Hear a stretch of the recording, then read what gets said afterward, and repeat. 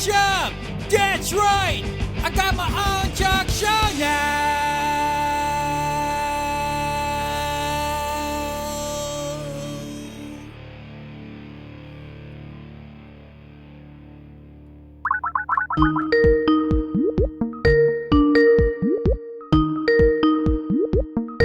Hello? Her name is Ana Kasparian, progressive political temptress, empress of leftist YouTube nerds everywhere, and tyrannical queen of the Birdie Bros. She's a rising star of the mainstream fake news media and darling of the corporate deep state elites. And tonight, she's here to reveal her most scandalous and potentially career-ending secrets ever. Ana Kasparian, Creationist Cat Chat, salutes you. Hey, Ana Kasparian. Thanks for being on Creationist Cat Chat, your favorite talk show of all time. Thanks for having me, CC. Oh, no problem. The pleasure is all yours. So, Ana, I just want you to know that I am a huge fan of Cenk. I especially loved his work in Charlie and the Chocolate Factory. No, really, he showed a lot of versatility in that role, and I think he should wear that red pleather outfit more often. It really becomes him. So, anyhow, wow, you must have been really super duper gazooper excited about last Sunday, right?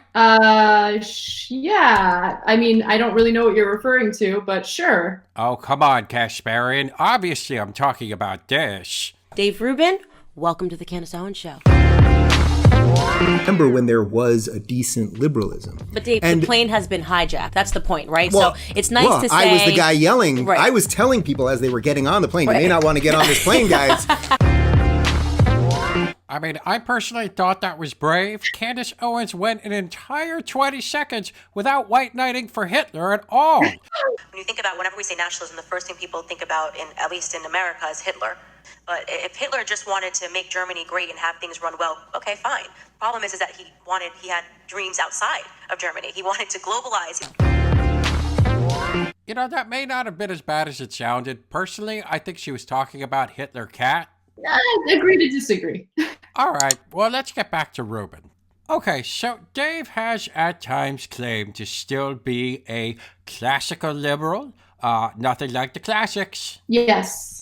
And yet his friends have disagreed with him on this from time to time. Well, I will say this, though. I mean, you said you're a centrist still. You think the liberal Democrat Party has left you. But, I mean, you do have to admit, Ayn Rand conference, you're kind of going the other direction on that one. I am so sick of you saying that you're a classical liberal. It makes me physically nauseous, okay? You describe yourself as a classical liberal, correct? So now what is the difference so that I can explain it to my people properly when they say, Dave, you've become a libertarian? I don't think there is really such a difference. But hold on now. He's also described himself as a conservative. So as I told you before we started, and I hinted at here, so I came from the progressive world. I now view being progressive basically as a mental disorder or something. But I consider myself classic liberal, which really is conservative in a lot of respects. It's libertarian, essentially. Yeah, it's technically defined as conservative or libertarian. So I'm somewhere in there. So my question to you, Ana, is the fuck is his ideology? Well, I would ask Dave, and I would also ask him to elaborate on policy, because that doesn't seem to be a strong suit of his. There's a lot of talk about how he's a warrior for freedom of speech. Now that you've been trigger warned, let's talk about free speech. Although there have been numerous issues involving violations of our First Amendment that he hasn't spoken up about at all. But I would ask him, what are the policies, the specific policies, and what are your criticisms of those policies that pushed you further to the right? Well, maybe hanging out too long with you regressive SJW libtard cocks. No offense. Maybe that changes ideology a little. Ever think about that? It's funny because my recollection of Dave Rubin and the issues that he had when he was working at TYT had nothing to do with ideology and everything to do with the amount of money that he was seeking to make. If you happen to be a billionaire and you're watching this right now, hello. And TYT is an independent news organization. We, don't rely on, giant corporate sponsors to make our money. We rely on our members and our audience. So of course we're not going to make a ton of money doing what we do, but the freedom that we have in being able to cover stories that we find important and the editorial freedom overall is what keeps people like me working there. And so it was kind of shocking to see how Dave changed his narrative as soon as he left the company and started pandering to right-wingers. I'd say I've shifted a little bit economically right. He's making some money now, guys. Yeah. Well, but that is part of it. Right. Oh, come on, Kasparian. You're making him sound like simply some sort of tool. But he holds strong to his classical liberal principles and stuff. I get it. I could go all in on this and I could be like, I'm a conservative. And then like that would have a lot of value to the conservatives. Right. So that doesn't sound to me like someone who's a total tool for something like Prager University or something, does it? I mean, one of my favorite interviews on his show featured Dennis Prager, who essentially congratulated him and applauded him for being a tool that could be utilized by the right wing. I want you to continue to say you're a liberal because you're of great use. You are valuable and in the best sense of the word. So he loves the idea, Prager does, of this so-called leftist who is criticizing the left from the left. But in reality, he's being used as a tool for right-wingers. And he's a very useful tool. There's no question about it. All right, well, we'll get back to Dave soon, but first, I understand that you do happen to be a dog owner. Is this true? He is the love of my life, easily. My husband too, but my dog is the best.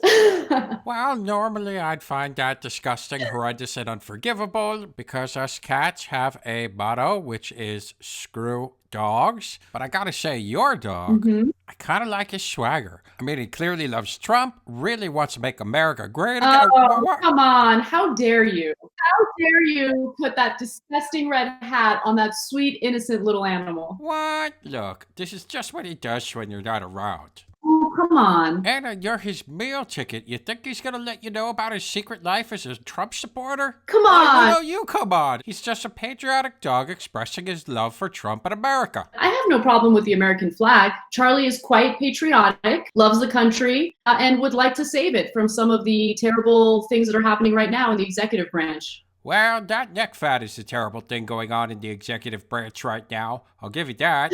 But let's get back to David Rubin and his guests. And that's how I know that Barack Obama is a communist. No, I'm actually not talking about incredibly sane guests like that gentleman. I'm talking about guests at his gay wedding. Were you in attendance by any chance? I did not. I was invited to his wedding, but at that point he had started lying about TYT in, public forums, and I felt that it was inappropriate to go to a wedding when he was defaming my place of work. Okay, so I guess you're not in a position to confirm or deny my theory that Rubin just cloned himself, dressed it in a dark suit, and got gay married to it?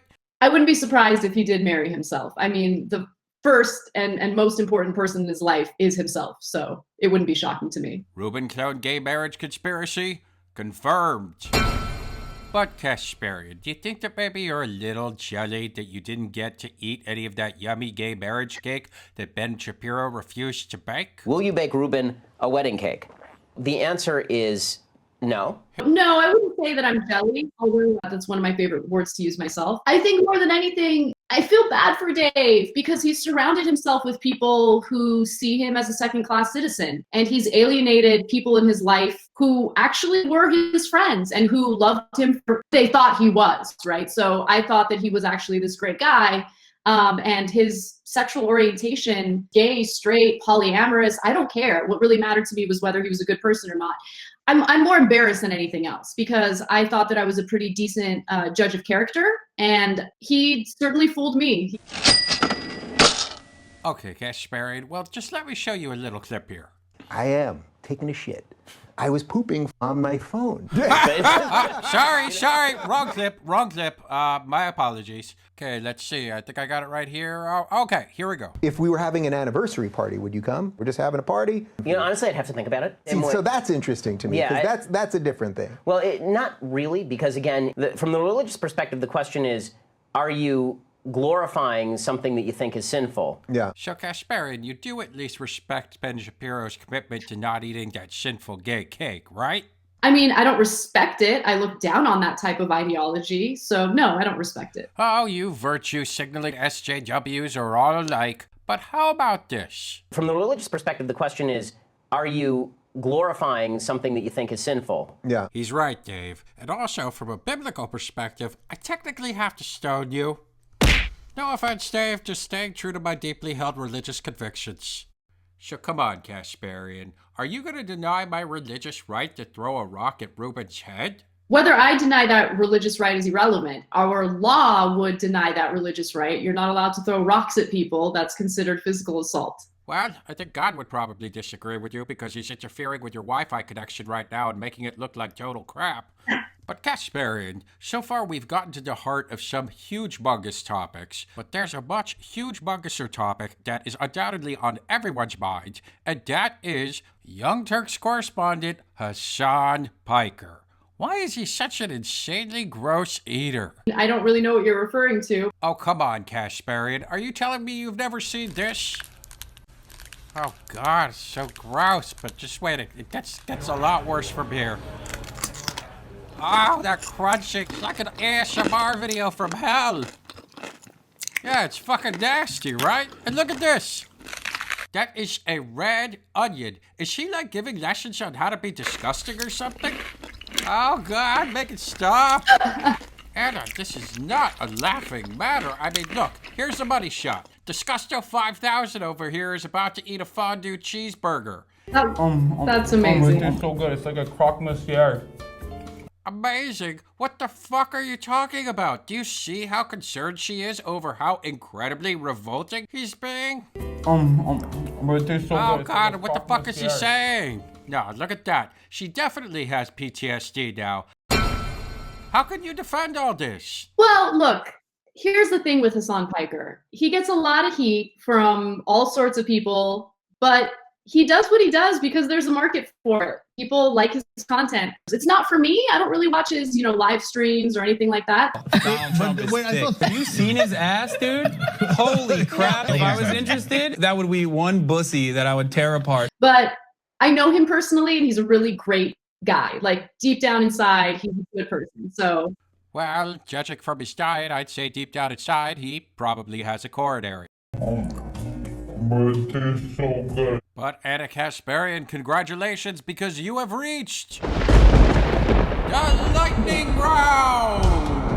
Unpredictable questions, shocking answers, and the fate of this adorable baby koala bear hangs in the balance. Only Ana Kasparian can save him. Ana Kasparian, do you accept this challenge? Yeah. Very well. Let's commence. Fight. All right, Anna. Fuck, marry, kill Sebastian Gorka, Steve Bannon, or Hasan Piker eating that fondue cheeseburger. But it tastes so good. It's like a croque monsieur. Oh, come on. I plead the fifth. Oh, that's too bad for that baby koala. Ooh, just missed him. You're gonna have to do better than that if you don't want him to die. Next question. Who has the worst breath of all your favorite interviews? That's a great question, and I don't think I've encountered someone with really bad breath. I keep a pretty decent distance between me and the interviewee, so I don't have an answer for that. What about Tulsi Gabbard? Is that why you were mysteriously missing from Cenk's recent interview? Do you plead the fifth on that as well? No, I won't plead the fifth on that. I was barred from participating in that interview, although previously there was agreement that I would be part of it. And so I don't know what that's all about, but it happened. Amazingly honest answer! The crowd is going nuts! And your koala gets a nice little lollipop. Next!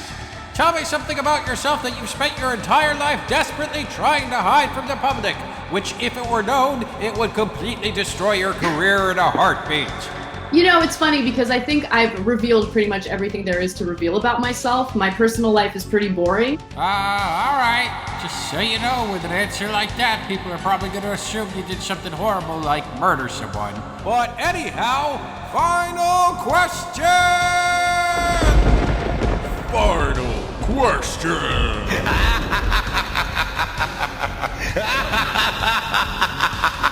Better answer carefully, Anna, or this adorable koala will be Dilawad.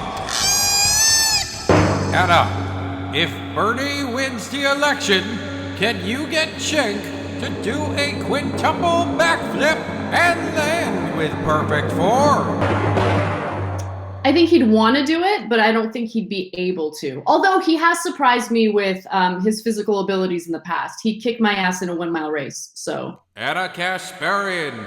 That is precisely the answer we were looking for. Oh my God, the crowd is totally losing it and going wild. Look at them go. And the haters are devastated, but they can suck it because that was unbelievable. Congratulations. Cool. Well, Anna, I believe that there's an adorable little furry guy here that wants to show his appreciation.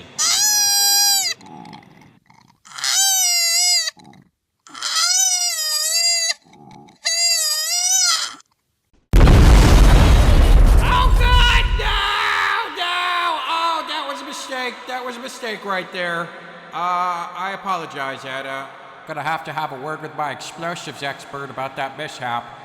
Can we turn off the echo? Just seems a little inappropriate now. Thanks, guys. I'm really sorry that we unintentionally killed that baby koala bear, Anna. Sure, but I gotta get going soon. Oh, yeah, no problem. But do you have time for just one more question? Sure, go ahead. Okay.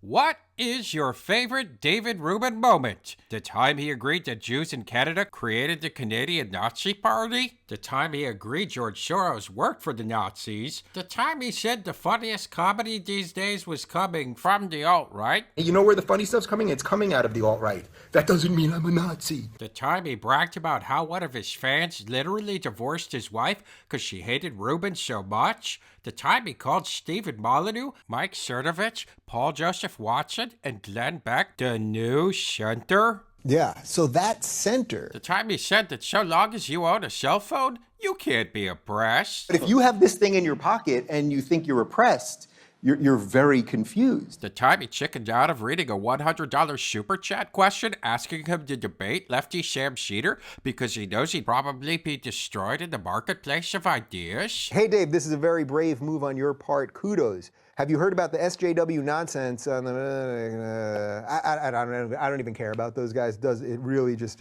honestly doesn't matter. Or the very, very brave time Dave vowed to hold Trump's feet to the fire once he was in office. I will be the first to hold his feet to the fire. I hope we can get Trump on the show. I love all of it. He is such a fraud. But I would argue my favorite moment was when he did propaganda for Bolsonaro in Brazil, and then got a question about Bolsonaro in YouTube Super Chat and did not know how to pronounce Bolsonaro's last name. What is your opinion on Brazilian Prime Minister Bolsonaro?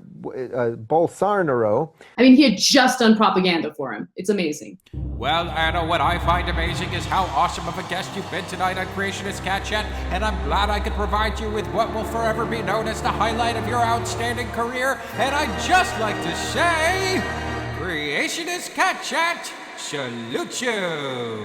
So thanks for being on the show, Anna. I hope you had a good time. I did. Thank you for having me. I really appreciate it. Hey, no problem, Kasparian.